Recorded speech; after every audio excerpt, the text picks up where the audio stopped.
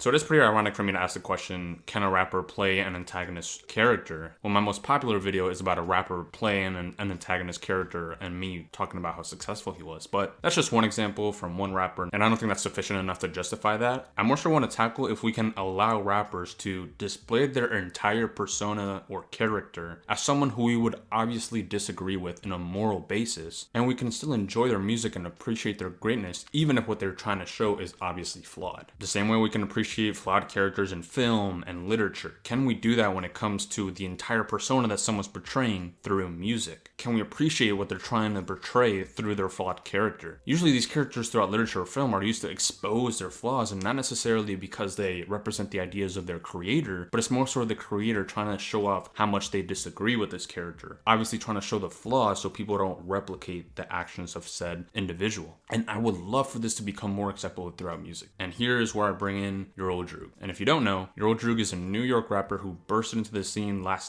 early last decade, and early on he was very much compared to Nas. And since nobody really knew anything about the guy because he was so unknown and didn't full on have a fan base yet, people thought it was just some unreleased Nas under a different name. And a lot of people say he doesn't sound like Nas, but if you look up the Your Old Droog EP, not the Your Old Droog LP, but the EP on YouTube, he's using way shittier recording than he uses now, and he absolutely sounded like Nas. He was able to keep a really good buzz throughout the decade, and in the year 2019, he released his third album, It Wasn't Even Close, on April 19th. This was easily one of my favorite rap albums last decade. I completely fell in love with Your Old Droog's style. It was such a breath of fresh air to have a punchline rapper be so fucking consistent and not sound so corny. It's so easy to find punchline rappers that just completely lose my interest immediately because it's so hard to be consistent when you're a punchline rapper first. It's like he took Big L's style and completely built on top of it and made it really his own. And I think it fit him perfectly. I really couldn't get enough of all of the songs he released when I first heard of him. And one of the things that I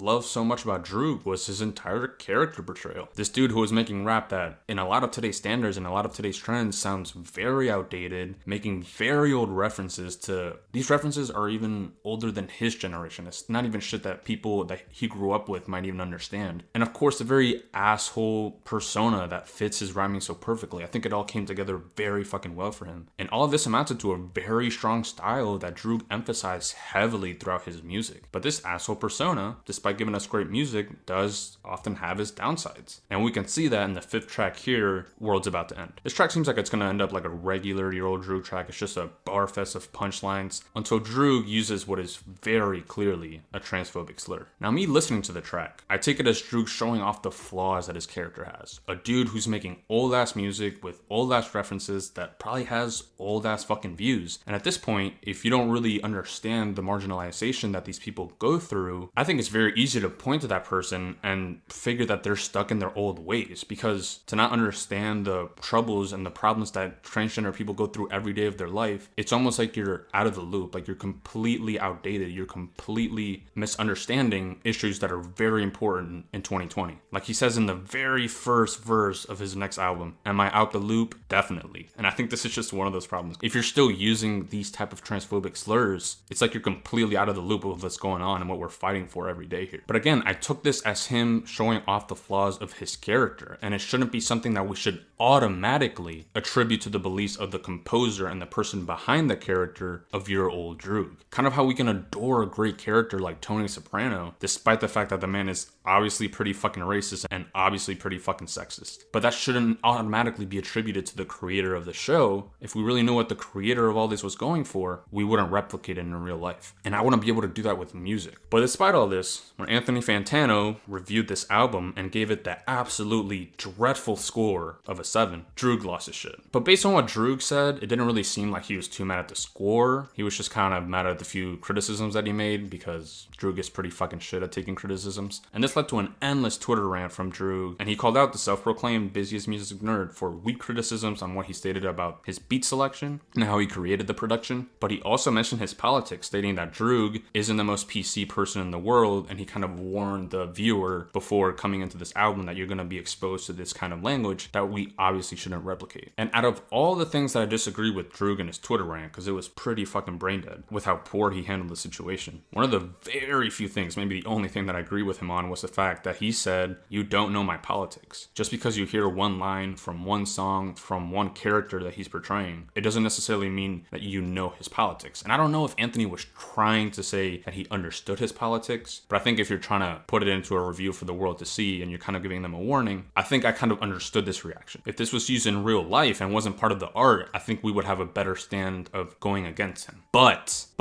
what I will say against Droog, and this is the most important part of this video, at some point, and I think this is just a moral belief that I hold, and that is that if you're trying to portray a character that is obviously flawed, that purposefully tries to create negativity, at some point the creator should step away from the character and expose his real beliefs into the world. And I think this would have been the perfect chance when Droog is going off on his rant after this "you don't know my politics" tweet. He should have straight up said what his beliefs were, and he should try to show that off through his actions in real life in order for him to really be able to say like, hey, this is a character that I'm portraying. This is my music. Music isn't real life, and it's interesting that through music we can get into the heads of these characters and these thoughts that we would never ever think of or even be able to live through. That's what's so great about music. I think relatability in music is overrated as fuck. Like, I listen to music so I can get in the heads of people that I would never think like, good or bad. And that's the reason why I get into Droog. Like, it's interesting to learn about this really fucked up character through how well he's able to create music. It's like one of my favorite things about music. I hardly ever listen to music to relate to the artist. What the fuck would I want to think about myself when I listen to music? But since Droog didn't do this, I 100% understand some of the backlash that people go against him. And I think there's a good opportunity for me to say, when it comes to separating the art from the artist, I love Year Old Droog. And if people were to say, do you like Year Old Droog? I would 100% yes. But every instance of me saying I like Year Old Droog, it's never the individual behind the character. It's the character himself. It's the music. I do not like Year Old Droog the person at all. And if I could wish it, I wish he would be completely different in real life. So because of that, I completely understand some of the criticisms that he gets, and he deserves all of that. But if we're looking at just the music, which is what I like to focus on, just the music, for the most part, I really think that if he handled this well, we could have just remained to talk about just the music and just the characters, and I think everything would have been fine. But since Droog wasn't able to separate himself from his character, I can't fully morally agree with what he's doing. All I can say is, this is some pretty good fucking music. So I chose Year Old Droog just because he's a very, I wouldn't say unknown, but he's definitely in the depths of the underground. And the fact that this got so much attention and we got so much interaction with this one situation, I thought was very fascinating to me. But I believe that if none of this came and transpired through real life, I don't think any harm could have been done if the listener was very thorough in how he listened to the character. He's been showing this character off for 3 albums up until this point in 2019, that he's just a complete fucking asshole doing all this crazy degenerate shit and saying all this crazy degenerate shit, to the point where me as the listener, it was obvious that this wasn't something I was meant to replicate. So even though it is obvious for me to point out the very big flaws of the person in real life that is creating harm with what he's doing, if we were to just talk about the music, and if this situation was handled well, I really wonder, can rappers take that very fucked up role, like a Tony Soprano, portray it throughout their entire persona, and still have the listener understand the art behind it and what the character's trying to communicate? I think that's a lane and route that we can just further explore moving forward. And I think people do that through each individual song. People will portray themselves dealing drugs, portraying violence, things that we obviously wouldn't do, but it's usually just throughout one song. When it becomes to a person's entire persona, because they really want to bring this character to life, can we allow that? This does kind of mirror a little bit of Doom, and I think he's the person that's come closest to it, but that's just one example. And I really want to know if rappers can do this and create their entire persona off of a very clear antagonist. And I think that's a lane and route that's just waiting to be fulfilled. But that's all I gotta say. Thank you for watching. Please like, please subscribe, please share, and I will see y'all soon. Peace.